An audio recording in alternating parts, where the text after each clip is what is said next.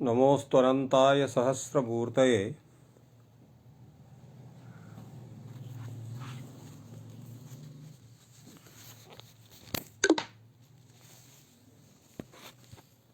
नमोऽस्त्वनन्ताय सहस्रमूर्तये सहस्रपादाक्षशिरोरुवाहवे सहस्रनाम्ने पुरुषाय शाश्वते सहस्रकोटियुगधारिणे नमः। कृष्णाय वासुदेवाय हरे परमात्मने प्रणतक्लेशनाशाय गोविंदाय नमो नमः। संस्कृत शौर्यम इस समूह से संबद्ध सभी विद्वद्गण, सभी शास्त्र जिज्ञासुगण, सभी शास्त्र प्रेमीगण एवं संस्कृत शौर्यम इस समूह के संस्थापक एवं प्रबंधक गण, आप सबको प्रणाम करते हुए और सबका साधुवाद करते हुए आज के इस ज्ञान सत्र को प्रारंभ कर रहे हैं। इधर सिद्धांत कौमुदी का कारक प्रकरण का अध्ययन हम लोग कर रहे थे, जिसकी पूर्णता कल हो गई है। आज से पुनः हम लोग लघु सिद्धांत कौमुदी के प्रकरणों पर चर्चा करेंगे। आज का जो हम लोगों के अध्ययन का विचार का जो विषय है वह प्रथम प्रकरण समास का, जिसमें कहीं केवल समास या समास शब्द का उल्लेख होता है, जिसमें समास की पूरी भूमिका है कि समास किसे कहते हैं, समास कितने प्रकार का होता है और समास के जो प्रभेद हैं उन प्रभेदों को किस रूप में जाना जाए, उनमें प्राचीनों का क्या मत है, नवीनों का क्या विचार है आदि, इन पर सब पूरा विचार आज हम लोग करेंगे। और ऐसे सूत्र जो तो न अव्ययीभाव के अंतर्गत हैं, न तत्पुरुष के हैं, बहुव्रीहि द्वंद्व इत्यादि किसी के अंतर्गत नहीं है, उनमें भी समास करने वाले जो सूत्र हैं उन पर हम लोग चर्चा करेंगे। तो आइए पहले हम लोग ये जानते हैं कि समास किसको कहते हैं। यहाँ इसकी व्याख्या की गई, जो आपका प्रकरण है, तत्रादौ केवल समासः, समासः पंचधा, समास 5 प्रकार के होते हैं, और तत्र समसनम समासः, समसनम समासक, समपूर्वक अस धातु है और उस अस धातु से घय प्रत्यय होकर के समास शब्द बनता है, भाव अर्थ में घय प्रत्यय होता है। तो समसनम समासः एक कहा गया, और समसनम का अर्थ किए कि बहुनाम पदानाम सम्मिल्य एक पद भवनम, अर्थात बहुत से पद जहां मिल करके एक पद के स्वरूप को धारण करते हैं उसको समास कहते हैं। तो ये समास की पहली व्याख्या की गई कि जहां पर बहुत से पद मिल करके एक पद के स्वरूप को प्राप्त करें वह समास, उसको समास कहते हैं। तो ऐसे स्थल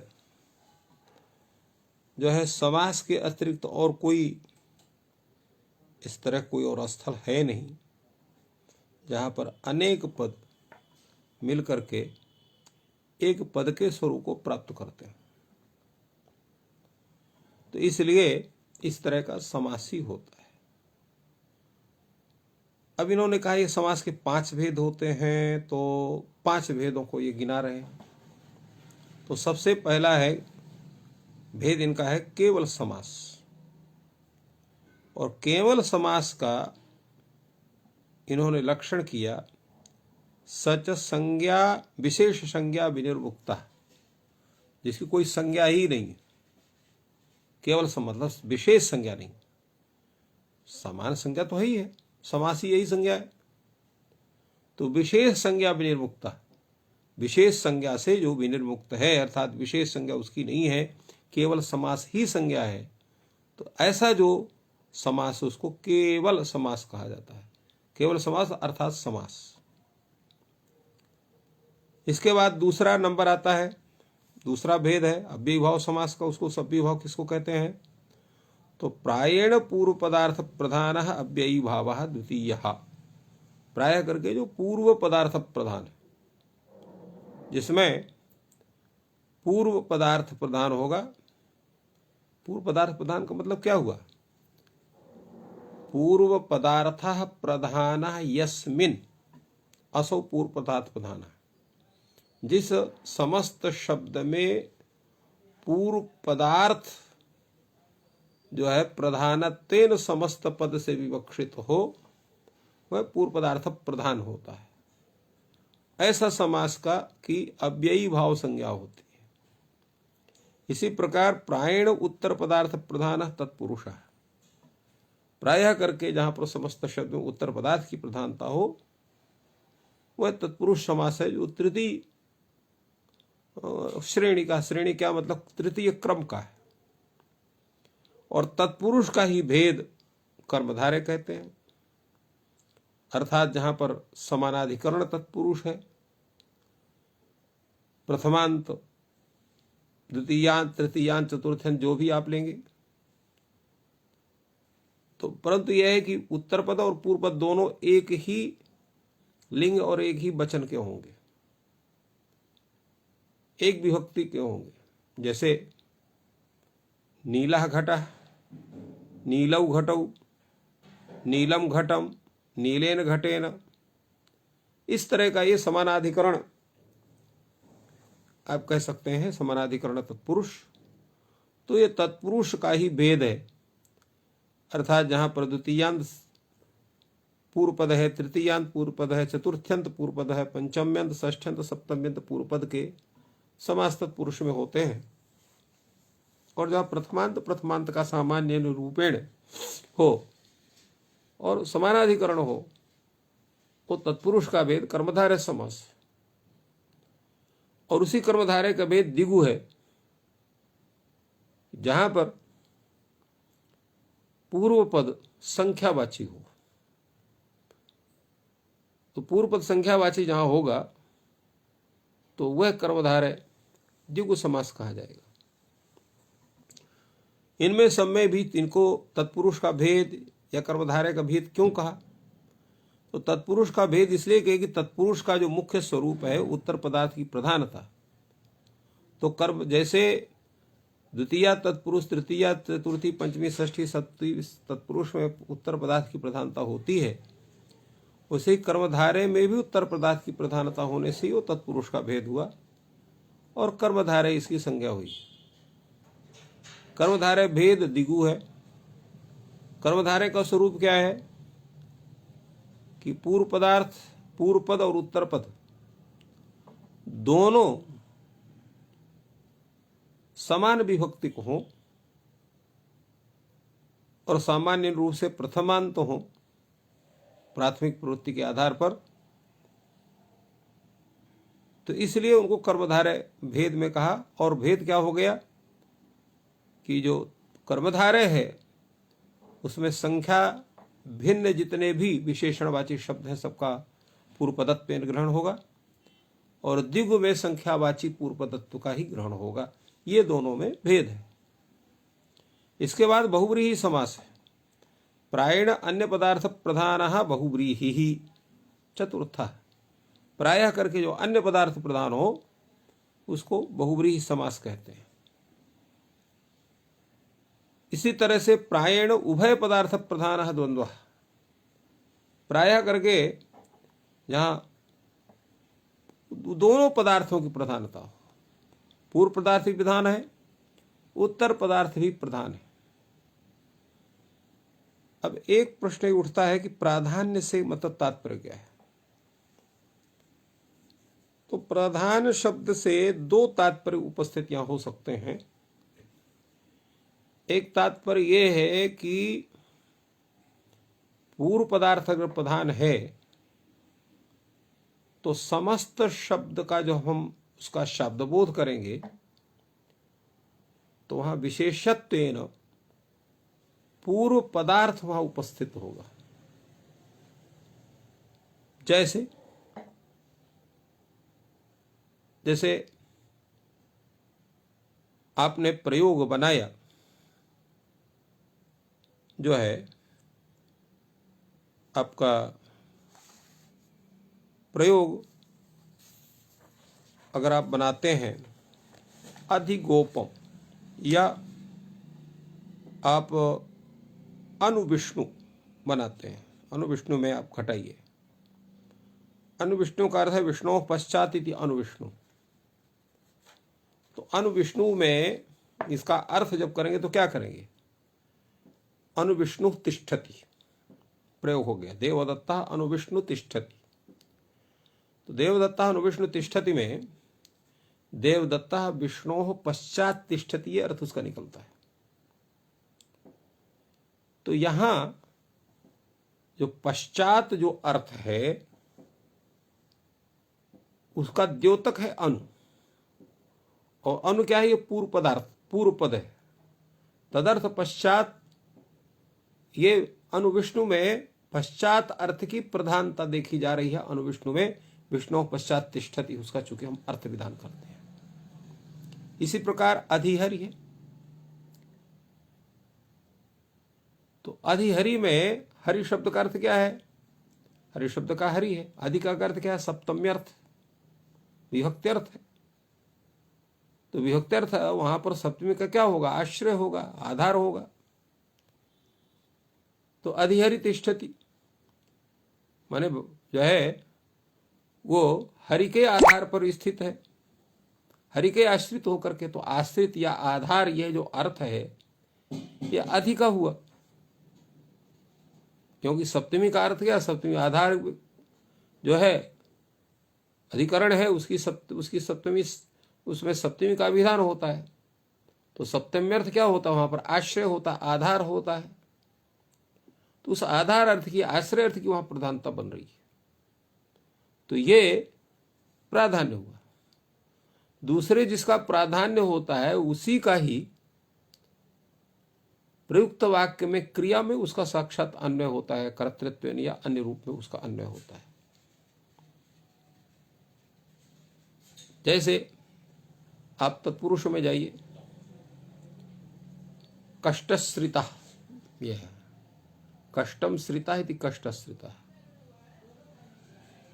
तो यहां कष्टश्रिता अर्थात देवदत्त कष्ट का आश्रयण किया। तो आश्रयण अर्थ यहां पर जो है वो उत्तर पदार्थ प्रधान हुआ, उत्तर पदार्थ हुआ। तो यहां पर उसकी प्रधानता बनी, उसका क्रिया के साथ अन्वय हुआ तीन रूपेण। राजपुरुषः तिष्ठति, यहां पर पुरुष जो है उत्तर पद है, तदार्थ की प्रधानता बनती है। कष्टश्रितः तिष्ठति, कष्टश्रितः विचरति गच्छति। तो यहां पर गच्छति क्रिया में साक्षात अन्वय कष्टश्रितः का राजपुरुषः इत्यादि का हो रहा है।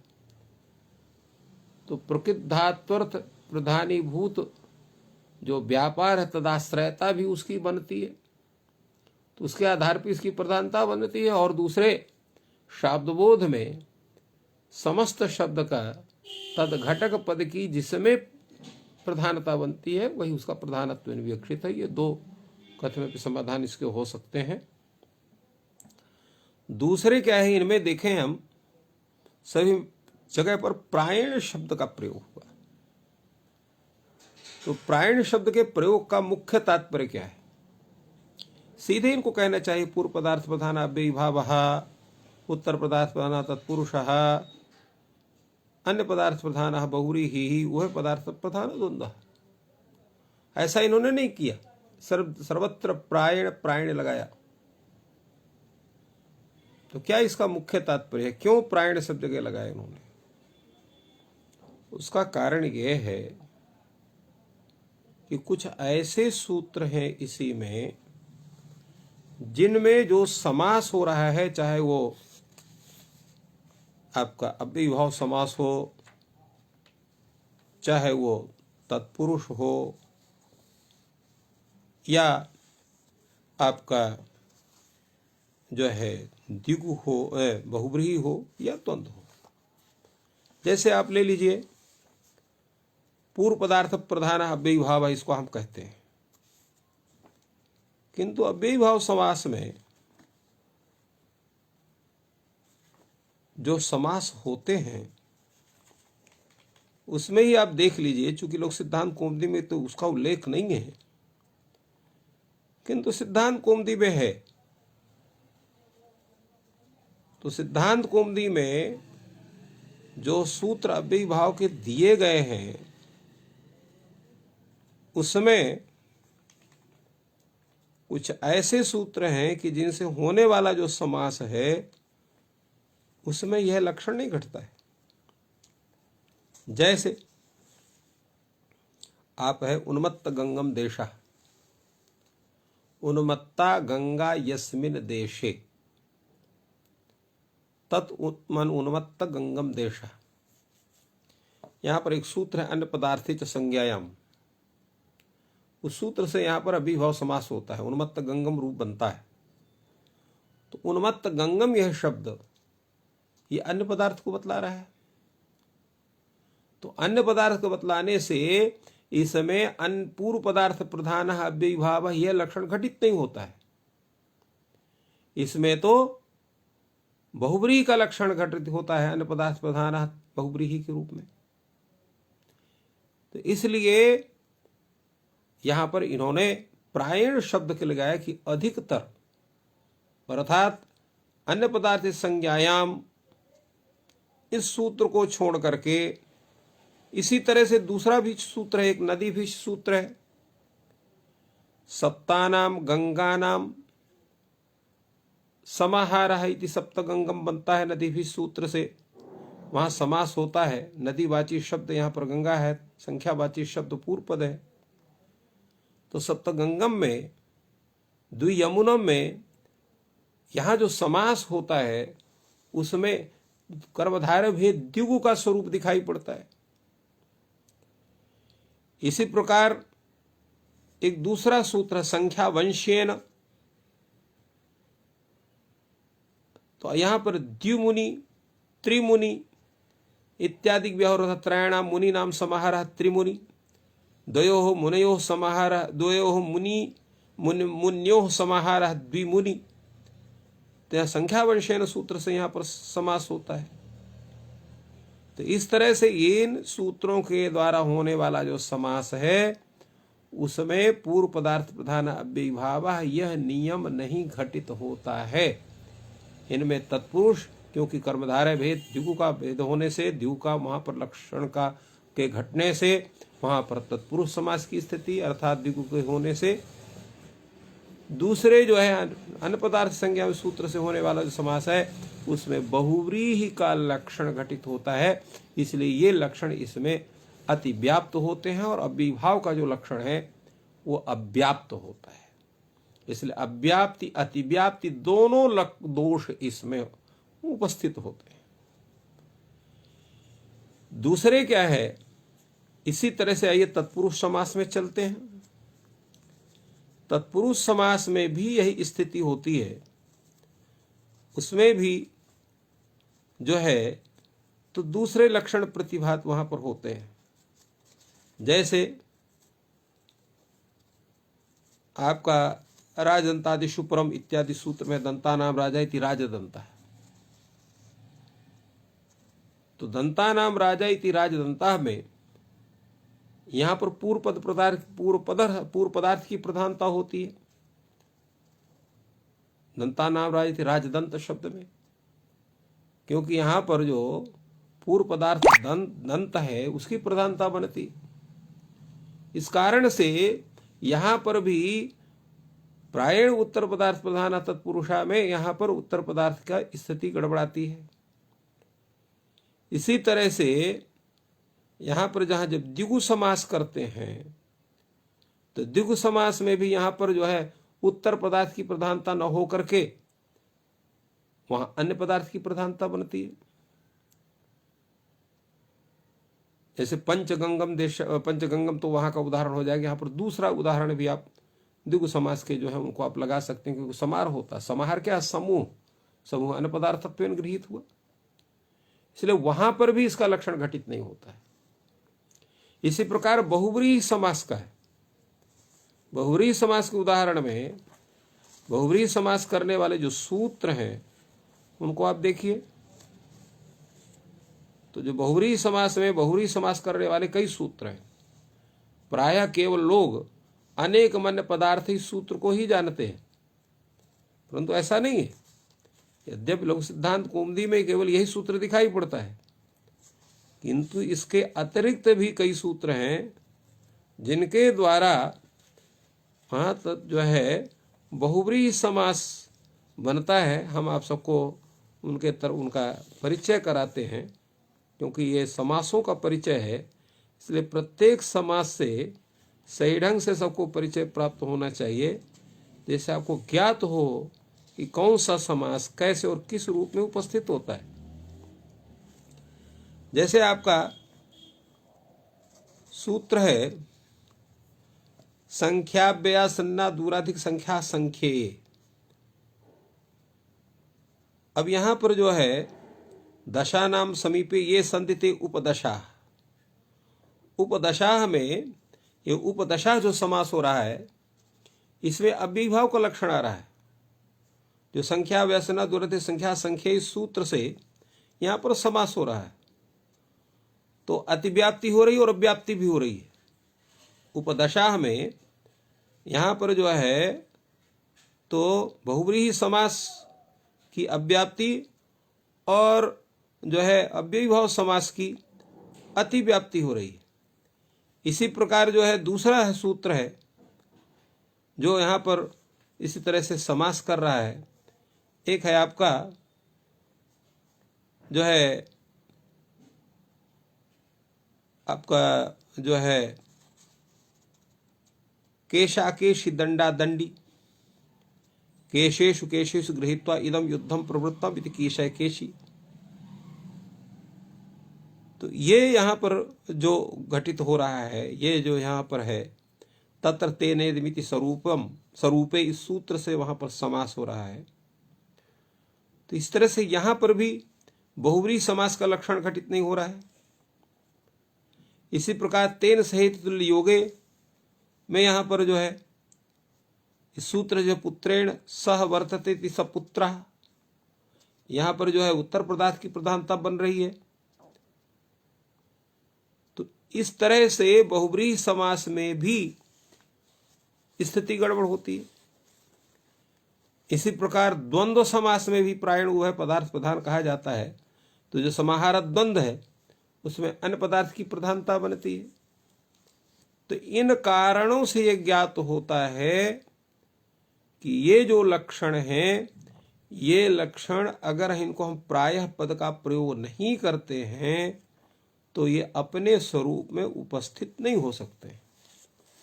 इसलिए बाहुल्येन कि बाहुल अधिकतया अव्ययीभाव पूर्व पदार्थ प्रधान होता है, अधिकतया उत्तर पद जो है तत्पुरुष समास उत्तर पदार्थ प्रधान होता है, अधिकतया जो है बहुव्रीहि समास ये अन्य पदार्थ प्रधान होता है और द्वंद्व उभय पदार्थ प्रधान होता है। तो आधिक्येन व्यपदेशा भवन्ति, ऐसा मान करके यहां पर इन्होंने इसका लक्षण बनाया। यद्यपि लक्षण उचित नहीं है। इनका लक्षण क्या होना चाहिए? हमारे कुछ आचार्यों ने विशेष करके उसमें लक्षण से कुछ दूसरा किया। उन्होंने क्या लक्षण किया? उन्होंने कहा कि ऐसा हम इस तरह का हम प्रभेद करवे नहीं करेंगे, सभी समासों का प्रभेद हम दूसरे ढंग से करते हैं। तो कैसे करेंगे भाई? कहा जिसका सुबंत से सुबंत का समास हो रहा हो, जिसका सुबंत का तिगंत के साथ हो रहा हो, सुबंत का प्रातिपदिक से हो रहा है, सुबंत का धातु से हो रहा है, सुबंत से तिंग का हो रहा है, तिंग से तिंग का हो रहा है, और तिंग से सुबंत का हो रहा है। तो सुबंत का सुबंत से एक समास, सुबंत का तिगंत से ये द्वितीय समास, सुबंत का प्रातिपदिक से तृतीय समास, सुबंत का धातु के साथ ये चतुर्थ समास, और तिगंत का तिगंत के समास से पांचवा समास, और तिगंत का सुबंत के समास से छह समास। ये 6 तरह के समास इस तरह से हम मानेंगे। अभी आपने 5 भेद बतलाया, वो 5 भेदों को हम इस तरह से इनका प्रभेद कर सकते हैं, क्योंकि आपने जो 5 भेद बतलाया वो संज्ञा के आधार पर बतलाया।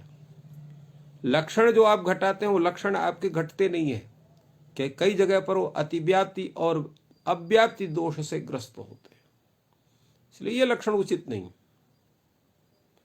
तो क्या लक्षण होना चाहिए? तो कहीं यही लक्षण मान लीजिए,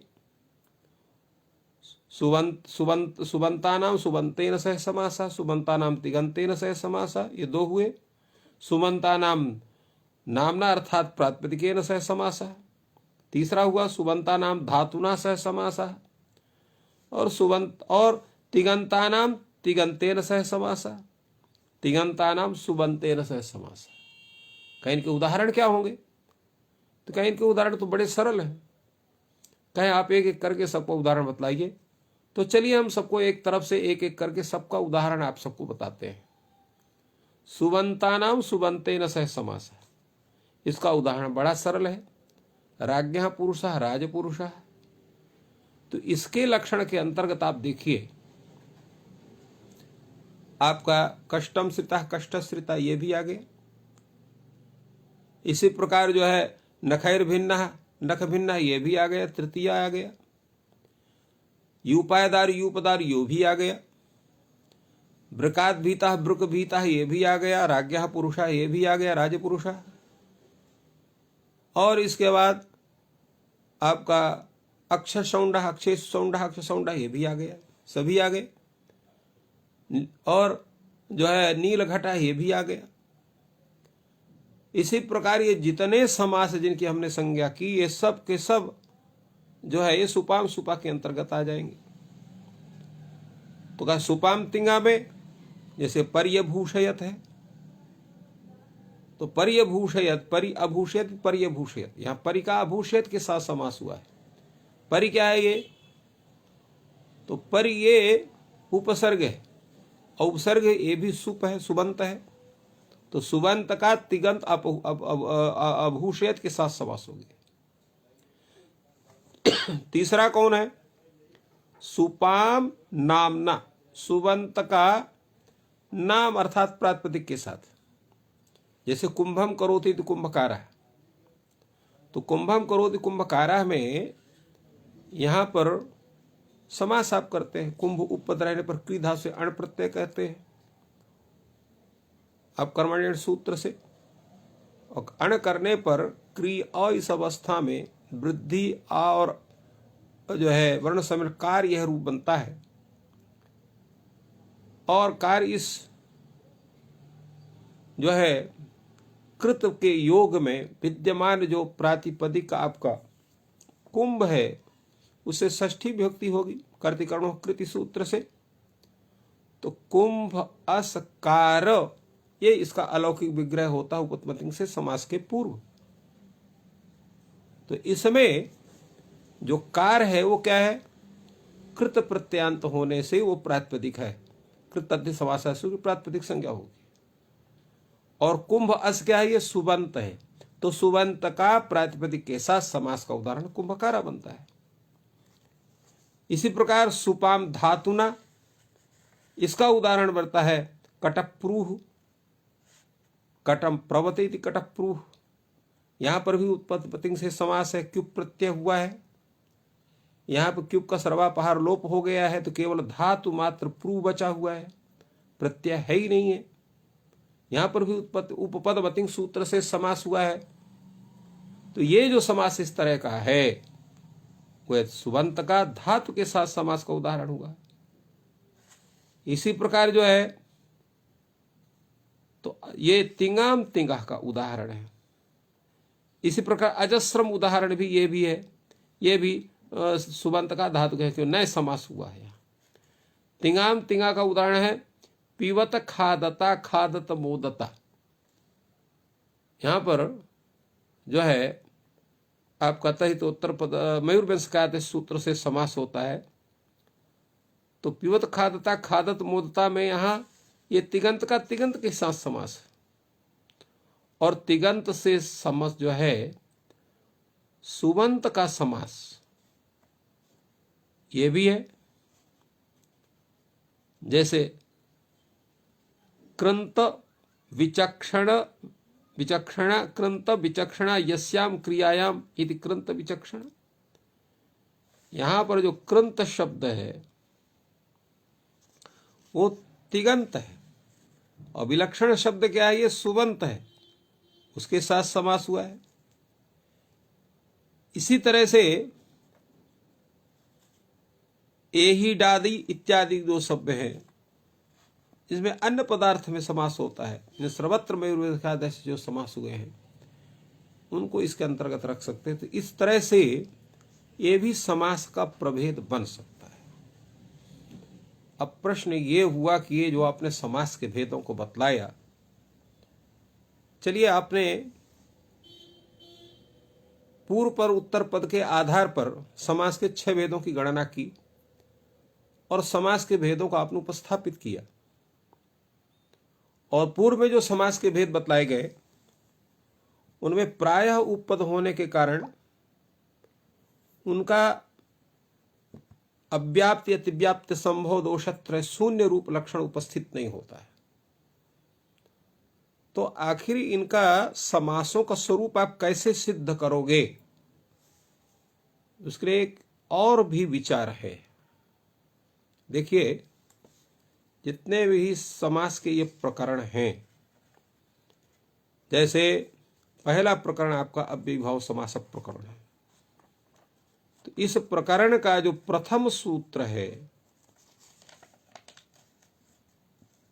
जिससे कि अव्ययीभाव इनकी संज्ञा होती है, वह सूत्र क्या है? वह सूत्र है अव्ययीभावः। अव्ययीभावः इस अधिकार के अंतर्गत जो सूत्र हैं वो अव्ययीभाव समास का ज्ञान कराते हैं। इसी प्रकार तत्पुरुष सूत्र में, तत्पुरुष प्रकरण में जो पहला सूत्र है उस सूत्र का नाम है तत्पुरुषः। इस तत्पुरुषः सूत्र के अधिकार में संप्राप्त जो सूत्र हैं वो तत्पुरुष समास का बोध कराते हैं। इसी प्रकार आप जब बहुव्रीहि समास में आते हैं तो बहुव्रीहि समास प्रकरण में वहां पर एक सूत्र है और वो सूत्र है आपका शेषो बहुव्रीहि से। तो यहां पर बहुव्रीहि समास का ये सूत्र है, यह शेषो बहुव्रीहि, ये भी अधिकार सूत्र है। और आपका जो द्वंद्व समास है उसमें तो एक ही सूत्र ही है जो द्वंद्व समास का विधान करने वाला या बोध करने वाला है, वो है चार्थे द्वंद्व। तो यह देखिए, अव्ययीभावः, तत्पुरुषः, शेषो बहुव्रीहि, ये जो 3 सूत्र हैं ये अधिकार सूत्र है। और चार्थे द्वंद्वः ये एक सूत्र है जो द्वंद्व समास का बोधन कराने वाला है। तो हम इसका एक पृथक लक्षण, इसकी परिकल्पना हम लोग कर सकते हैं। अव्ययीभावः इत्यधिकार सूत्र विहित समास संज्ञात्वम अव्ययीभाव समासत्वम। अर्थात अव्ययीभावः इस सूत्र के अधिकार में पठित जिन सूत्रों के द्वारा समास का ज्ञान कराया जाता हो उस समास को हम अव्ययी भाव समास कहते हैं। अब यहां पर प्रायः इत्यादि लगाने की आवश्यकता नहीं है, क्योंकि अव्ययी भाव के अधिकार में जो समास विधान करने वाले सूत्र हैं वो अव्ययी भाव समास का ही विधान करते हैं, चाहे उनसे पूर्व पदार्थ की प्रधानता बन रही हो, चाहे उत्तर पदार्थ की प्रधानता बन रही हो, चाहे अन्य पदार्थ की प्रधानता बन रही हो, और चाहे पूर्व पदार्थ की प्रधानता बन रही हो। इसी तरह से तत्पुरुष है यह जो सूत्र है, जो कि अव्ययी भाव है, इस सूत्र का जो अधिकार है तत्पुरुष इस समास इस अधिकार सूत्र के प्राक अधिकार इसका माना जाता है। इसलिए तत्पुरुषा से के सूत्र के पूर्व ही अव्ययी भाव इस सूत्र का अधिकार का क्षेत्र समाप्त हो जाता है। इसके बाद आपका तत्पुरुषा सूत्र है। तत्पुरुषा सूत्र का भी अधिकार है। कहां तक है इसका सूत्र का अधिकार? शेषो बहुव्रीहे इति प्राक अधिकार। शेषो बहुव्रीहि इस सूत्र के पूर्व तत्पुरुषा का अधिकार है, तो वहां पर भी हमें लक्षण बना सकते हैं। तत्पुरुषा इत्यधिकारस्थ सूत्र पठित समास संज्ञात्व तत्पुरुषत्व या तत्पुरुष समासत्व, अर्थात तत्पुरुषा इस सूत्र के अधिकार में पठित सूत्रों के द्वारा जो समास का विधान हो, समास संज्ञा का विधान हो, उसको हम तत्पुरुष समास कहते हैं। इसी तरह से शेषो बहुव्रीहि सूत्र इत्यधिकार सूत्र पठित सूत्र ही विहित समासत्व बहुव्रीहि समासत्व। तो कहे द्वंद्व में क्या करेंगे, वहां तो एक ही सूत्र है, तो वहां पर भी बन सकता है। चार थे द्वंद्व इति सूत्र विहित समास संज्ञात्व द्वंद्व समासत्व कर सकते हैं। तो इस तरह से ये जो लक्षण हम लोग बनाएंगे, तो इन लक्षणों के कारण ये दोष नहीं होगा कि यहां पर जो है अव्याप्ति दोष है, अतिव्याप्ति दोष है और असंभव या कोई दोष है। तो इसलिए यही उचित है कि अव्ययीभावा इत्यधिकारस्थ सूत्र विहित समासत्वम अव्ययीभावत्वम तत्पुरुषा इत्यधिकार सूत्र विहित समासत्वम तत्पुरुष समासत्वम शेषो बहुव्रीहि इति सूत्र इत्यधिकार सूत्र पठित समास विधायक समास विहितत्वम बहुव्रीहि समासत्वम और चार थे द्वंद्व इति सूत्रेण विहित समासत्वम द्वंद्व समासत्व। तो ऐसा लक्षण करने से कहीं भी दोष नहीं होता है। तो ऐसा भी आचार्यों ने, विशेष करके कौंडभट्ट ने अपने ग्रंथ में इसका उल्लेख किया है, जिनका समाधान आपके सामने हुआ। तो ये हुए समास के भेद, समास के लक्षण, समास के स्वरूप। अब ये प्रश्न ये उठता है कि जो समास विधायक सूत्र हैं, ये संज्ञा सूत्र हैं, क्योंकि परिभाषा सूत्र है, संज्ञा च परिभाषा च विधि नियम एव च अतिदेशोधिकारस्य षड्विधम सूत्र लक्षण में इन 6 भेदों में इन सूत्रों को कहां रखा जाए, ये प्रश्न होता है। इस प्रश्न का समाधान क्या होगा? कुछ लोग कह सकते हैं कि ये विधि सूत्र है। उसका कारण भी है, क्योंकि जितने सूत्र हैं ये समास करने वाले, वो कहीं ऐसा नहीं लिखते हैं समास संज्ञा स्यात्। जैसे सह सुपा कर लीजिए, इसकी वृत्ति लिखी है सुप सुपा सहवा समस्यते। अव्ययम विभक्ति समी समृद्धि वृद्ध्यर्थाभाव इत्यादि सूत्र की वृत्ति लिखी है विभक्ति अर्थादिषु वर्तमानम अव्ययम सुबंते रसः नित्यम समस्यते। सो अब इस तरह से सभी, इसी प्रकार किसी भी सूत्र को लिखिए, सब जगह है ऐसा ही लिखा हुआ है। तत्पुरुष में आप आइए, द्वितीया श्रितातीत गताते से प्राप्तापन्नैः, वहां पर भी लिखा है द्वितीयांतम श्रितादि प्रवृत्तिकैः सुबन्तैः सहवा समस्यते। अब यहां पर इसको पढ़ने से यही लगता है कि ये विधि सूत्र है।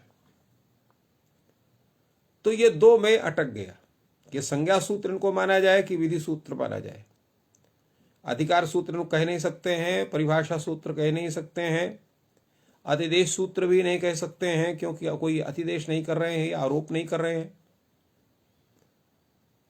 तो इनको कौन सा सूत्र माना जाए?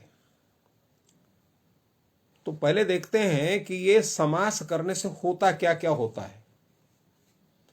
समास करने से कोई दूसरा, देखिए आप, कोई कार्य अतिरिक्त नहीं होता। जैसे राज्ञः पुरुषा है, राजनगस पुरुषु, इस अवस्था में आपने षष्ठी सूत्र को लगाया, यहां पर आपने इसका समास किया, तो क्या हुआ?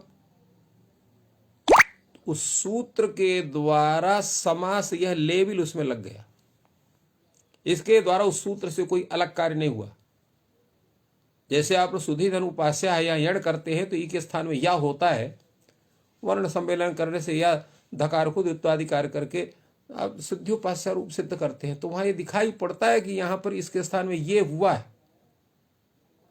यहां पर क्या हुआ है? तो कुछ नहीं हुआ, समास यह लेबिल लग गया। तो लेबिल लगने का मतलब क्या होता है? इसकी समास यह संज्ञा हुई।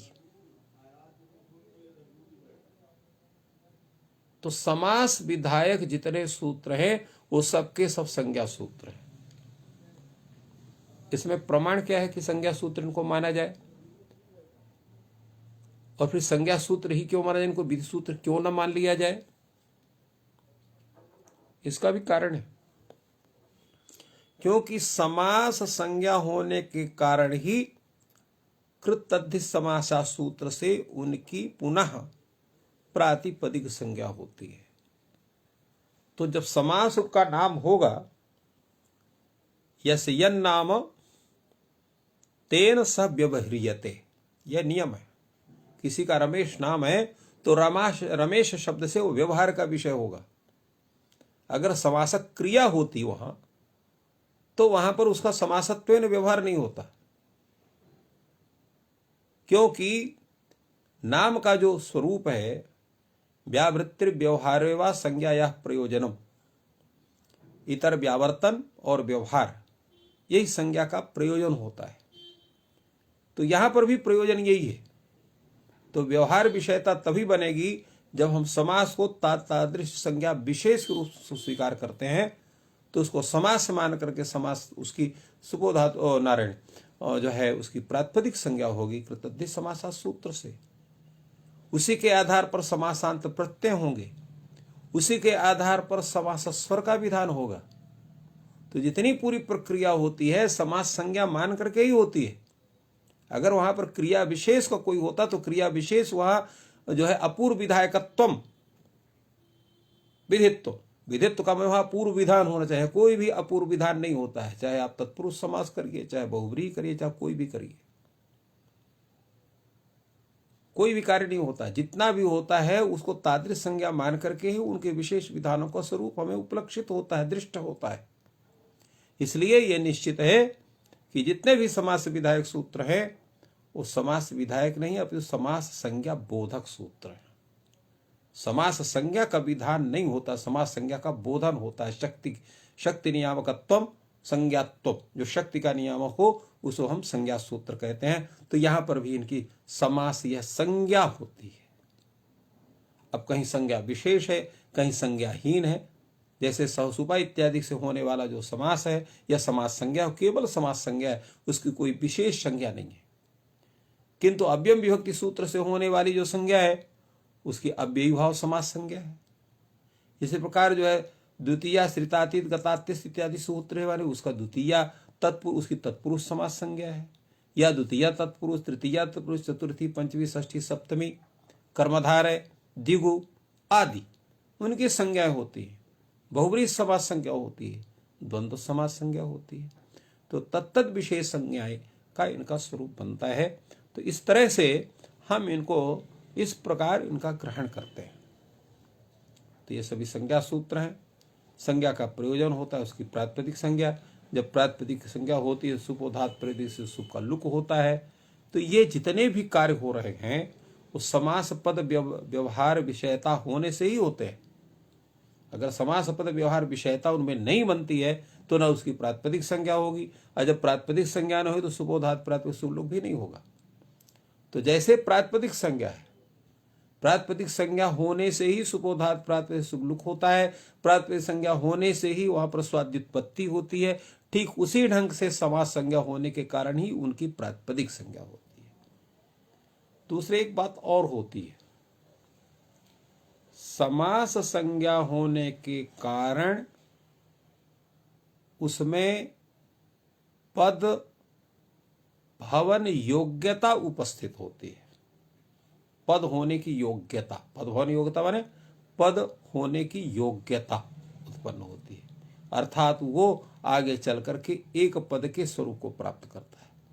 जैसे राज्ञः पुरुषा है, तो राज्ञः पुरुषा में राजनगस पुरुष इस अवस्था में जब आप षष्ठी सूत्र से समास करते हैं, समास प्रातिपदिक संज्ञा होती है, सुपोधात पर सुबलुक होता है, राजपुरुष शब्द बनता है, और प्रातिपदिकत्वा सुविभक्ति करते हैं, रुत्व विसर्ग करते हैं, राजपुरुष शब्द, तो राजपुरुष एक पद हो जाता है।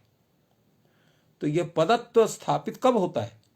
जब उसकी आप षष्ठी सूत्र से समास संज्ञा करते हैं उसकी, अन्यथा वो नहीं हो सकता है। तो यही एक वैशिष्ट्य है, यही है बहुनाम पदानाम मिलित्वा एक पद भवन। एक पद भवन होता है, किंतु एक पद समुत्पत्ति जो उसकी बनती है उस संज्ञा के माध्यम से बनती, विशेष विधान के माध्यम से नहीं बनती। वहां से उसका प्रारंभ होता है एक पद भवन, जब समास नाम का लेवल उसके साथ लग जाता है। तो यही एक वैशिष्ट्य है इसका, इसलिए इसको हम समास कहते हैं। तो इस तरह से भी आप लोगों ने समास के लक्षणों का, समास शब्द के स्वरूप का ज्ञान आपने किया, और इसके साथ साथ समास के प्रत्येक समास के लक्षण क्या हो सकते हैं। तो 3 प्रकार के लक्षण आपके सामने उपस्थित हुए, जिनका हम लोगों ने ज्ञान किया। अब एक चीज जो यहां जानने के लिए आवश्यक है वो ये है कि यहां पर जो समस्त समास घटक पद हैं, वो प्रत्येक पद अपने अर्थ को बतलाते हुए समुदाय के अर्थ को बतलाएंगे, कि समुदाय घटक शब्द अपने अर्थ को न बतलाते हुए केवल समुदाय अर्थ को बतलाएंगे। ये 2 प्रश्न उपस्थित होते हैं। जैसे राजपुरुष शब्द है, तो राजन शब्द राज अर्थ को, पुरुष शब्द पुरुष अर्थ को, और दोनों मिलकर के राजपुरुष अर्थ को बतलाते हैं। एक पक्ष ये हो गया। एक पक्ष ये हो गया कि राजन शब्द राज अर्थ को, पुरुष शब्द पुरुष अर्थ को न बतलाते हुए दोनों मिलकर के राज संबंधी पुरुष विशेष के अर्थ को उपस्थापित करते हैं। ये 2 पक्ष होते हैं। इन दोनों पक्षों का ज्ञान हम किस आधार पर करें, क्या निर्णय करें, इसी निर्णय को बतलाने के लिए, इसी बात को बतलाने के लिए यहां पर सूत्र उपस्थित होता है, समर्था पद विधि। इसका अर्थ है पद संबंधी यो विधि स समर्थाश्रितो बोध्या। पद संबंधी यो विधि, पद संबंधी यो विधि का तात्पर्य क्या होता है? तो इसका तात्पर्य है पद का जो संबंध है उस विधि से होना चाहिए। कौन सा संबंध होना चाहिए? तो कहा संबंध होना चाहिए उद्देश्य विधेय भाव संबंध। पदम उद्देश्य यो विधि क्रियते सह पद विधि, अर्थात तादिश विधिनिष्ठ विधेयता निरूपित उद्देश्यता जो है वो पद में हो, पद को हम उद्देश्य करके उसका विधान करें। इसलिए पद का उद्देश्य करके विधीयमान जो समास संज्ञा दी हैं, समास संज्ञाएं हैं, उनको हम पद विधि शब्द से कहते हैं। और वह जो पद विधि है वह समर्थाश्रित होता है। इस समर्थाश्रित का मतलब क्या होता है? तो समर्थाश्रित का तात्पर्य होता है परस्परान्वित अर्थ पर आश्रित होना, अर्थात दोनों मिलकर के किसी एक अर्थ को उपस्थापित करते हैं, परस्पर मिलकर के एक अर्थ को। जैसे कोई एक भारी लकड़ी है, उसको कोई एक व्यक्ति भी उठा सकता है जो बहुत बलवान है, नहीं 2-3 आदमी मिलकर के एक साथ उठाते हैं। उसमें लोग अलग अलग उठाएंगे, वो लकड़ी नहीं उठेगी। सबको एक साथ मिलकर के एक साथ एक कालावच्छेदेन अपने शक्ति का उपयोग करना पड़ेगा, तब वो उठती है या वो वस्तु उठती है।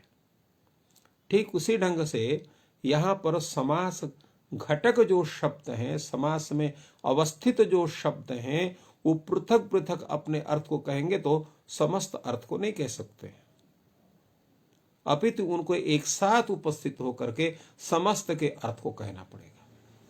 यही है समर्थाश्रित का स्वरूप। आचार्यों ने उसको दो भागों में बांटा।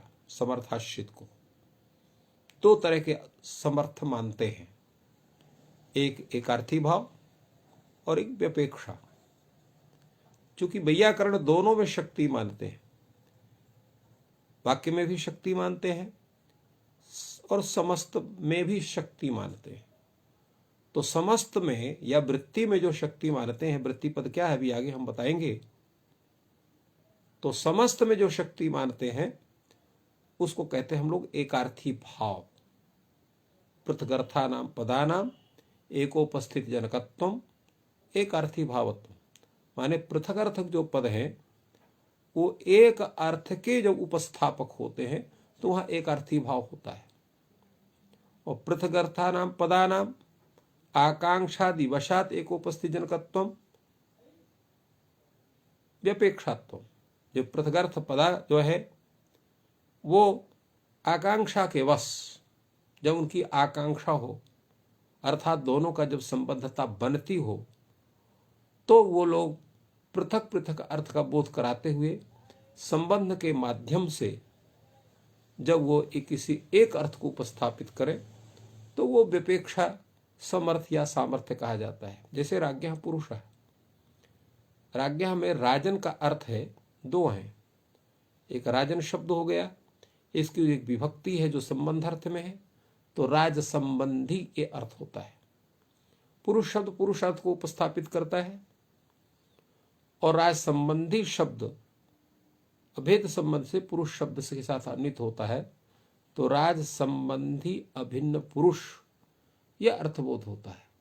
जो यहाँ पर अभिन्न शब्द उपस्थित हुआ है वो आकांक्षा के कारण हुआ, आकांक्षा से उपस्थापित है।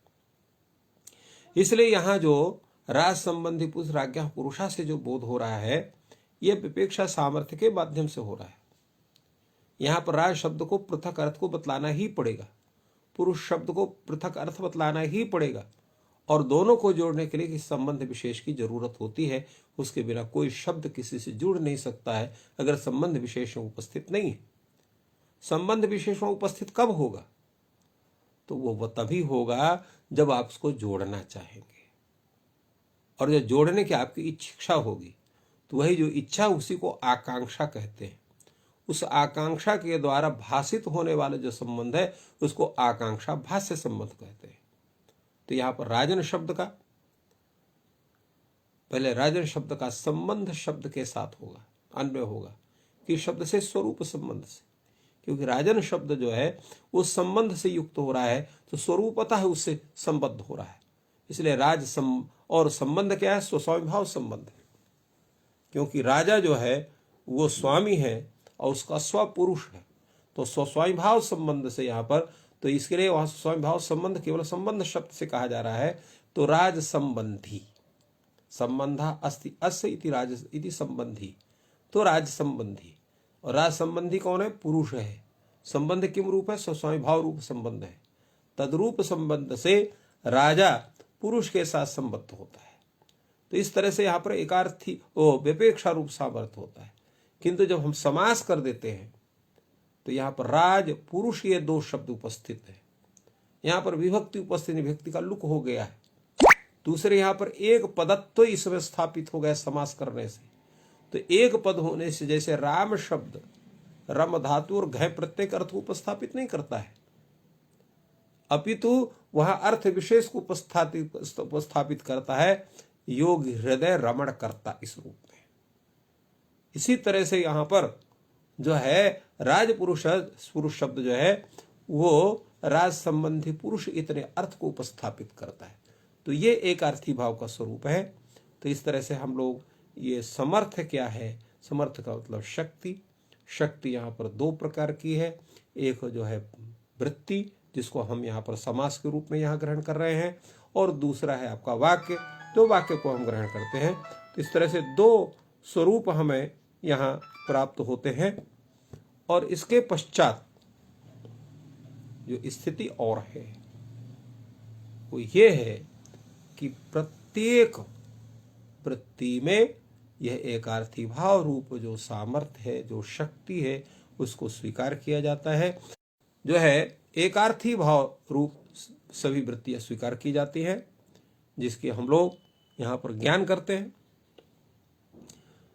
अब जो है इसके बाद यहाँ पर भी अधिकार सूत्र उपस्थित होता है, प्राक कडारा समासः, अर्थात कडारः कर्मधारय इत्यतः प्राक समासः इत्यधिक्रियते, अर्थात कडारः कर्मधारय सूत्र के पूर्व तक इस सूत्र से लेकर के जितने भी सूत्र उपस्थित हो रहे हैं वो सभी सूत्र समास संज्ञा का ही ज्ञान कराएंगे और दूसरे का ज्ञान नहीं कराएंगे।